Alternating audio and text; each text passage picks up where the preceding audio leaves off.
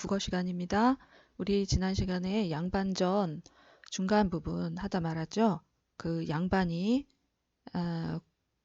환곡을 갚지 못해서 부자에게 양반을 팔고 부자가 양반이 되는 과정, 그 부분을 하고 있었는데 증서 부분까지 읽다가 말았습니다. 오늘 그 뒷부분 다시 선생님과 함께 보겠습니다. 자, 건륭 10년 9월 모일에 이 문서를 만드노라. 건륭이라는 것은 여러분들 그 중국 청나라 고종 때 연호입니다. 이거는 뭐냐면 우리가 그 당시 조선이었지만 조선이 청나라의 영향을 받고 있었다는 것을 우리가 알 수 있죠.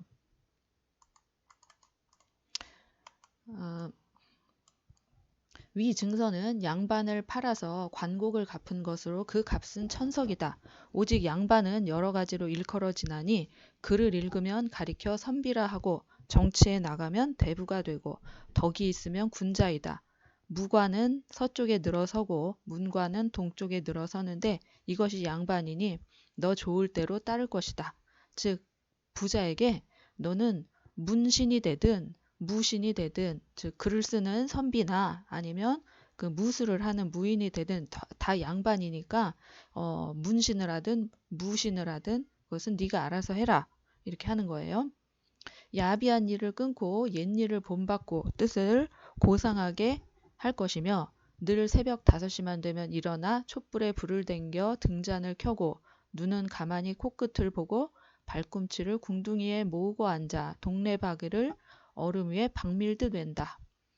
자, 이 보면은 이 양반으로서 품위를 지킬 것을 얘기를 하는데 고상한 뜻을 가지고 아침에 일찍 일어나서 불을 켜고 이 조용한 자세로 발꿈치를 이제 모으고 이렇게 단정하게 앉아서 책을 읽어야 된다.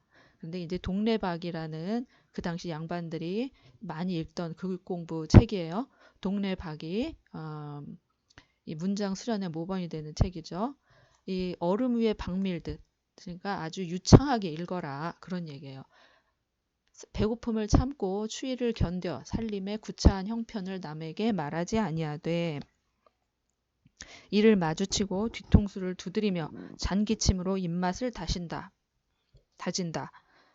소매자락으로 모자를 쓸어서 먼지를 털어 물결 무늬가 생겨나게 하고 세수할 때 주먹을 비비지 말고 양치질해서 입내를 내지 말고 소리를 길게 뽑아서 종을 부르며 걸음을 느릿느릿 옮겨 신발을 땅에 끈다.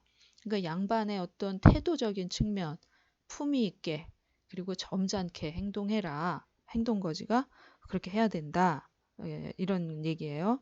그리고 고문진보, 당시 품위. 아까 그 동네박이처럼 당시 그 다 명나라 시대 때 학자들이 쓴 양반들의 글공부책 유명했던 책이에요. 깨알같이 베껴 쓰되 한 줄에 100자를 쓰며 그러니까 열심히 항상 공부를 해라 이런 거죠. 앞쪽에 나왔던 그 강원도 정선의 양반이 매일같이 이제 이 양반의 규범에 따라 그렇게 공부를 한 거예요. 새벽에 일어나서. 그러고 나서 또 어떤 규범을 따라 했느냐. 돈을 만지지 말고 쌀값을 묻지 말고 더워도 버선을 벗지 말고. 자, 이거 보면 조금 이해가 안 되는 부분이죠. 돈을 만지지 말고 쌀값을 묻지 말고. 이건 무슨 뜻이냐면 경제 생활에 대해서 구차하게 이렇게 밝히지 말아라. 돈을 묻고 경제에 대해서 이야기하는 것은 이 양반이 할 짓이 아니다. 이런 생각이 당시 양반들은 있었던 것 같습니다. 더워도 버선을 벗지 말고 아무리 더운 날도 맨발로 다니면 안 돼요.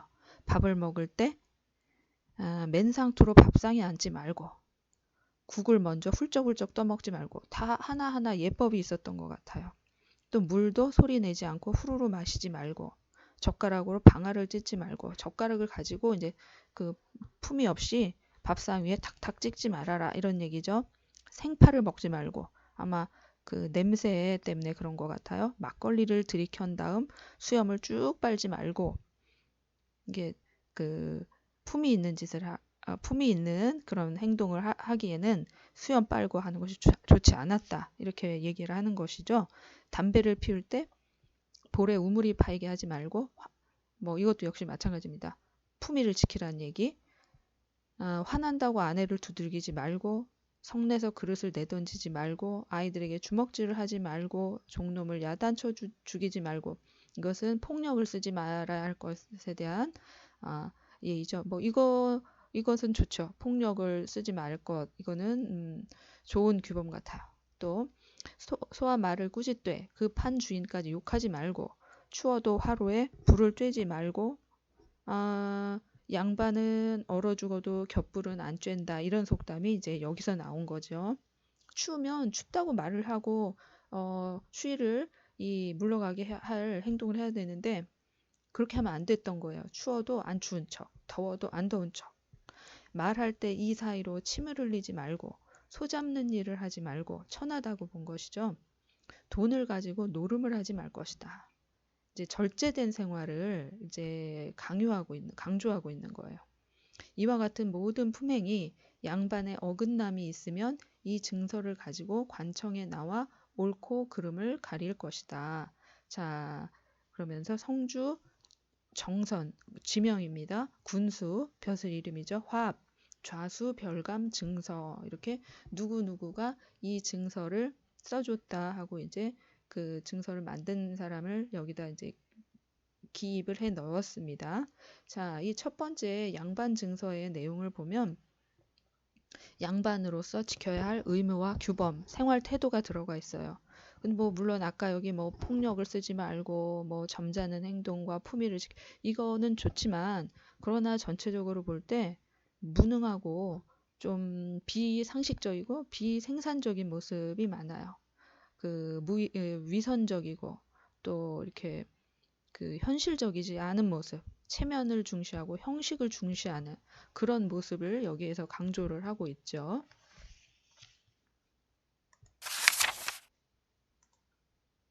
이에 통인이 도장을 찍으니 이제 그 양반 아래 사무 보는 사람이었어요. 그 군수 밑에서 사무 보는 사람, 이방 같은 사람이 도장을 찍으니 그 소리가 마치 엄고 소리와 같고 찍어놓은 모양이 별들이 버려 있는 것 같았다. 그러니까 문서를 굉장히 형식에 맞춰서 그리고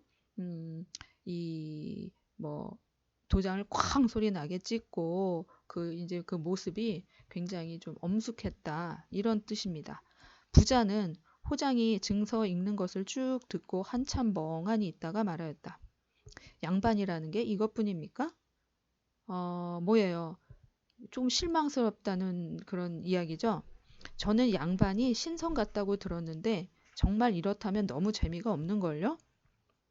아침에 새벽에 일찍 일어나서 가만히 앉아서 꼼짝없이 글만 읽고 추워도 안 추운 척, 더워도 안 추운 척 굉장히 현실적이지 않은 모습 그리고 불편한 모습에 실망을 한 것이죠.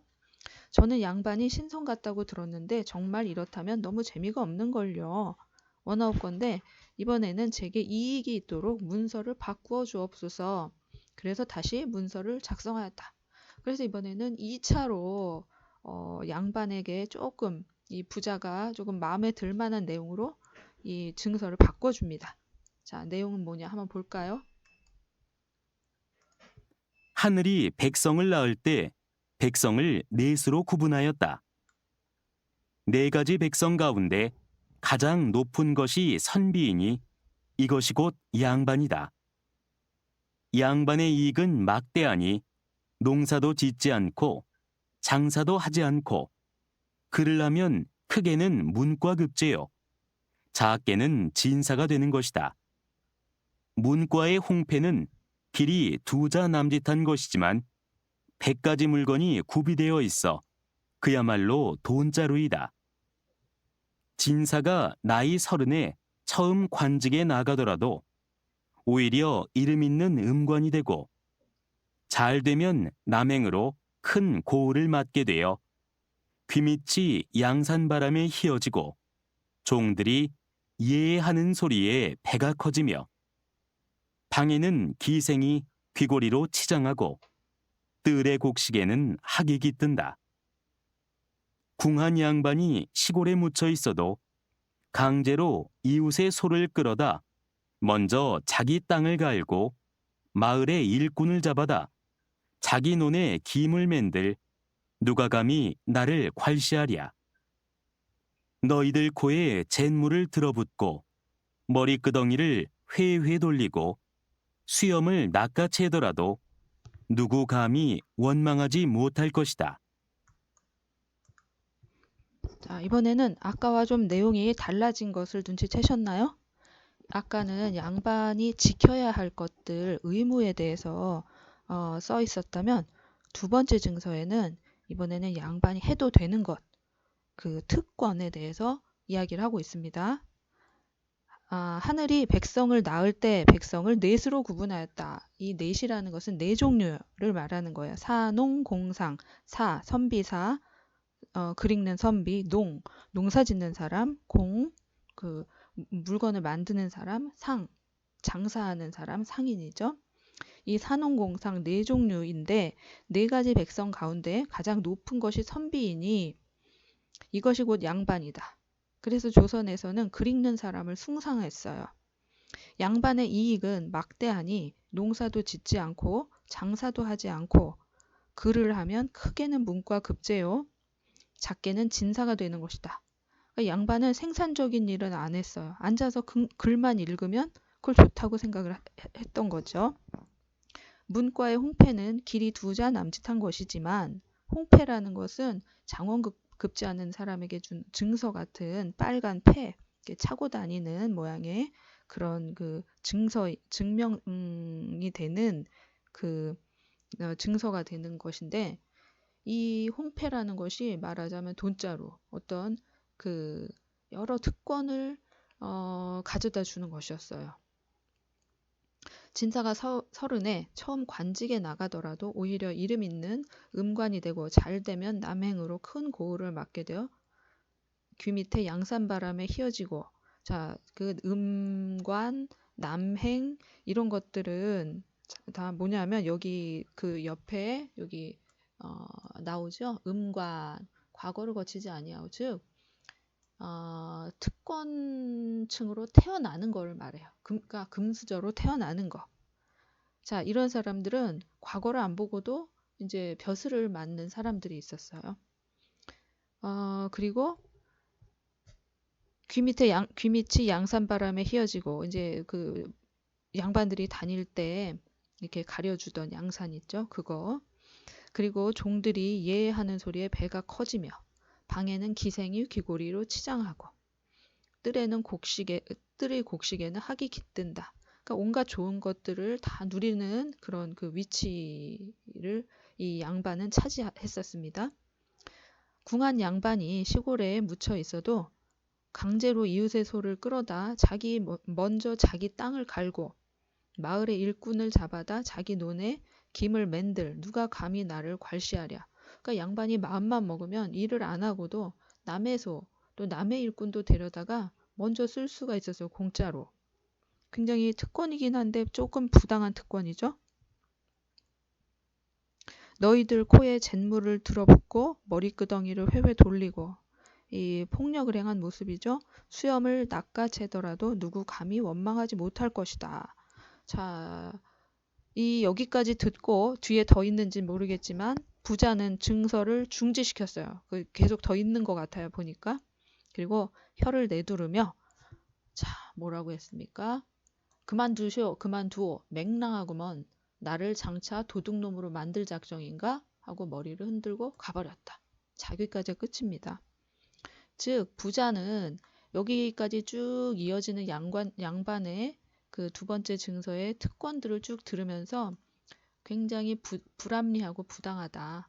그러면서 이 증서만 들었을 때 이 증서의 내용만을 보면 뭐래요? 도둑놈이다. 이렇게 이야기를 하고 가버리죠. 결국 부자는 돈만 주고 양반도 되지 않고 이제 양반의 부당함에 화를 내고 이제 포기를 하는 거죠. 나는 저런 양반은 되지 않겠다. 이게 이제 연암 박지원이 이러한 부자를 내세워서 양반들의 모습을 이렇게 풍자하고 있는 내용이 바로 이러한 그 양반전의 내용입니다. 우리 이 양반전에 대해서 만화로 나온 작품이 있는데 선생님하고 한번 이 부분을 잠깐 보겠습니다.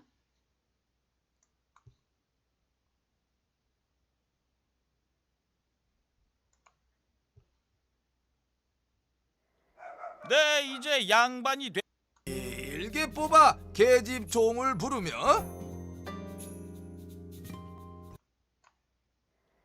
네, 이제 양반이 되었는데 양반 노릇이란 게 무엇인지.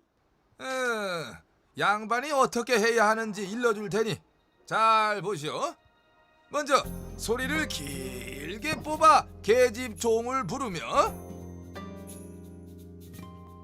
더워도 버선을 벗지 말며 젓가락으로 방아를 찢지 말며 막걸리를 마시다가 수염에 묻은 것을 빨지 말며 분하다고 아내를 치지 말며. 아니, 듣기에 양반은 신선이 안 부럽다던데 어째 영? 에이, 또 있지.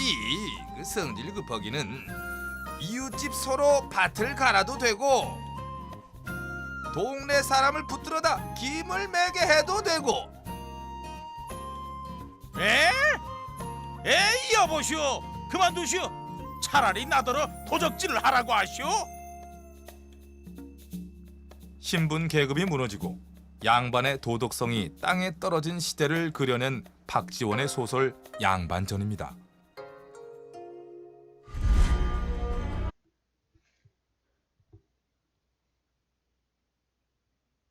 자, 여기까지 보면 이 첫째 증서는 글만 읽는 선비를 그렸는데 부자가 보기에도 쓸모도 없고 값어치도 없어 보여요. 둘째 증서는 벼슬에 나간 벼슬아치를 그렸는데 부자가 보기에는 마치 도둑놈과 같았어요. 이렇게 보면 양반전의 속뜻은 그 선비는 쓸모도 없고 벼슬아치는 도적과 다름없으니 양반 사대부란 참 몹쓸 것이다 하는 셈인 것이죠. 그런데 소설의 짜임새를 조금 깊이 있게 들여다보면 처음에 양반은 본분을 지켜서 처음 부분에 나온 그 정선의 원래 그 양반이죠. 그 사람은 자기 본분대로 글만 읽다가 이 나라의 군량미를 축낸 죄인으로 찍히죠. 그래서 양반이라는 신분을 팔아서 나라의 빚을 갚아요. 그리고 중간에 군수가 나타나 양반을 사고판 두 사람과 고을 사람들을 모아놓고 양반 증서를 만듭니다. 그런데 증서가 양반을 판 사람에게는 아무런 조건도 달지 않아요. 자세히 살펴보면. 그런데 양반을 산 사람, 즉 부자에게는 조건을 달지요. 좀 공평하지 않다는 생각이 들지 않습니까? 그리고 내놓은 조건도 도저히 부자가 받아들일 수 없는 것이에요. 결국 부자는 아까운 천냥만 버린 셈이고 또 양반은 천냥빚을 갚고 양반 신분을 결국은 지키죠. 사려는 사람이 안 샀으니까. 어떻게 보면 양반전은 글만 읽는 선비가 돈 많은 백성에게 양반을 팔려고 해서 양반 신분이 무너질 뻔했으나 군수의 슬기로 위기를 넘겼다. 이렇게 볼 수도 있고 또 속뜻은 양반이 글만 읽고 있다가는 큰 코 다치는 세상이 오고 있으니 정신을 바짝 차리고 삶을 고쳐야 한다. 이렇게 볼 수도 있겠죠. 이 글을 쓴 연암 박지원은 이 양반전뿐만 아니라 허생전이라는 소설도 썼고요. 여러분이 고등학교에 가면 이 허생전을 꼭 배우게 됩니다. 그리고 호질이라는 그 짧은 소설도 썼어요. 호랑이가 이제 위선에 찬 선비를 꾸짖는 내용이에요. 이것들도 전부 다 허생전, 호질, 양반전 전부 다 풍자를 담고 있는 것이죠. 이러한 풍자 소설을 썼던 박지원은 어떤 사람이었는지 우리 한번 더 보겠습니다. 과거와 현재가 나누는 대화를 우리는 역사라고 하지. 그럼 역사를 통해 함께 미래도 비춰볼까? 청나라의 다양한 모습을 꼼꼼히 기록한 책 열하일기. 조선을 웃긴 이야기꾼 박지원. 박지원은 어려서부터 똑똑하고 글쓰기에도 남다른 재주가 있었지. 하지만 먹기 싫어. 잠이 안 와. 아무래도 심각한 마음의 병이 걸린 것 같았어. 이 사람아, 음식을 싫어하니 재산은 늘 테고 잠을 안 자면 남보다 곱절로 사는 셈인데 뭐가 걱정이요? 아하! 박지원은 노인의 지혜에 깜짝 놀랐어. 그 뒤론 재미난 사람들을 찾아 사방팔방 다니기 시작했지. 박지원이 쓴 이야기는 친구들이 하나 둘 돌려가며 읽기 시작하다가 어느새 유명해졌지. 박지원의 책 좀 봅시다. 이거 문장이 아주 생생해. 와, 야 정말 대단하고. 그러게 말이야. 저작거리 사람들의 재미있는 글을 쓰다 보니 박지원의 마음의 병도 완전히 털어냈어. 건강도 되찾겠다, 이름도 났으니 과거 시험을 보러 갔을 때였어. 하지만 선비란 사람들이 시험장에서 서로 싸우질 않나, 답을 훔쳐보질 않나. 박지원은 벼슬 대신 생각이 앞선 친구들과 어울렸지. 글을 써서 읽고 토론하며 지식을 더욱 넓혀갔어. 나쁜 벼슬아치들에 대한 비판이 거침없다 보니 그들의 보복도 피해 다녀야 했어. 황해도 연암골에 몸을 숨기고 끼니를 때우기도 힘든 시기를 보냈지. 그래서 박지원의 호도 연암이지. 세월이 흐르고 흘러 박지원에게 청나라 사절단에 따라갈 기회가 생겼어. 박지원은 그곳에서 청나라의 진짜 모습을 살피러 다니느라 바빴지. 이를테면 장사는 누가 하며 선비들은 무얼 공부하는지 말이야. 황제가 있는 열하에 도착했을 땐 황제의 생일에 맞아 온갖 신기한 풍경이 펼쳐졌어. 조선으로 돌아온 박지원은 청나라에서 보고 들은 것을 생생하게 열하일기라는 책 속에 담았다네. 온 나라 안의 열하일기 인기는 임금님의 귀에까지 들어갈 정도였지. 임금은 양반의 글이 점잖지 못하다며 혼을 냈어. 하지만 내 생각은 달라. 좀 더 자유롭고 솔직하게, 재미있고 생생하게 써야 하지 않을까.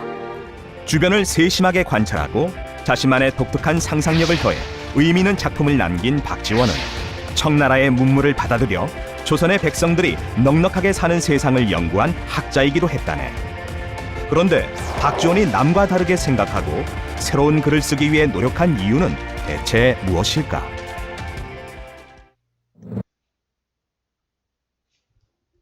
네, 이제 박지원이 어떤 분이었는지 여러분 조금 이해가 가셨나요? 조선 이 박지원이 살고 또 박지원이 소설 속에서 그려냈던 그 배경, 조선 후기 그 시대는 어떤 사회였는지 마지막으로 선생님하고 한번 살펴보겠습니다.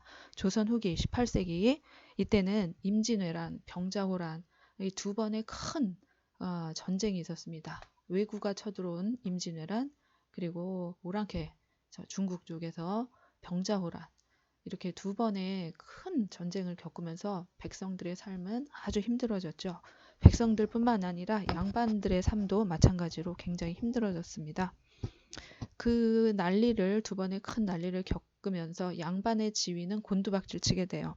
이 권력을 갖지 못한 양반들 그리고 전쟁이나 여러 가지 그 상황 속에서 가난해진 양반들 또 벼슬을 갖지 못하고 권력 싸움에서 밀쳐진 그런 양반들도 생겨나게 되죠. 그래서 이 양반이라고 해서 모두 다 좋았던 환경만을 유지하고 있었던 건 아니고요. 여기 허생전 그리고 양반전에서 그려지는 이 아주 무능하고 가난한 양반들도 있었습니다. 이런 사람들을 잔반이라고 했어요. 몰락 양반들이 생겨나게 되죠. 조선 후기에 가면 여기 이 표에 보면 양반은 이 그 맨 위층 지배 계층이었었죠. 조선 시대에는 아주 소수였는데 이 조선 후기로 가면 이번에는 서얼들 중인 계급이에요. 서얼들은 양반과 평민 사이 혹은 양반과 이 노비, 상민, 중인 사이에서 태어난 그 본부인의 자식이 아니라 첩의 자식이라고 두 번째, 세 번째 부인의 자식들을 서자들이라고 했어요. 이런 사람들의 숫자가 늘어나기 시작하면서 이 서얼들은 양반도 아니고 천민도 아니고 이 사이에 속한 중인들이었는데 이 사람들은 굉장히 차별을 받았죠. 이 사람들은 자신들의 권리를 주장하면서 신분 상승을 꾀하고 그리고 자신을 그 얽어매는 제약들을 걷어내고 법적으로 양반 신분을 인정받으려고 굉장히 노력을 했습니다. 그리고 고을의 수령을 군수 이런 사람들을 적극적으로 도우면서 그 옛 양반들을 점점 밀쳐내는 그런 행동들 밀쳐내는 그런 모습이 있었습니다. 또한 평민들, 여기 나온 부자와 같은 사람들이죠. 평민들이 진격을 하게 됩니다. 조선 후기에는 농업 생산력이 크게 늘어나고 상업도 그리고 수공업도 활발해지면서 돈을 벌 그 기회가 많아졌어요. 그래서 평민이나 중인들 가운데는 양반보다 훨씬 부자인 사람들이 나타나기 시작했습니다. 그러면서 이들은 재산을 늘려서 경제적으로는 양반과 대등했지만 신분 차별을 계속 받았기 때문에 여러 방법으로 이제 이 부자처럼 신분 상승을 하려고 했죠. 가뭄이나 전쟁이 일어났을 때 나라에 곡식을 바치고 양반 신분을 합법적으로 사는 그 납속이라고 합니다. 국사 시간에 여러분이 배울 텐데 이것을 납속이라는 것을 비롯해 아전을 매수해서 호적을 바꾸기도 하고 또 양반의 족보를 몰래 사서 자기를 끼워 넣기도 하고 이 신분 세탁을 이런 하면서 평민들 역시 양반을 사게 되죠. 양반의 신분을. 그러면서 이 양반의 신분이 거의 50%, 60%, 70%까지 우리는 다 양반이다 이런 사람들이 늘어났다고 합니다. 조선 후기 말기쯤에 가면. 자, 이렇게 조선 후기 사회상을 알아두는 것이 여러분들이 이 작품을 공부하는데 굉장히 도움이 됩니다. 자, 오늘은 양반전 여기까지 하겠습니다. 여러분, 다음 시간에 뵙겠습니다. 수고하셨습니다.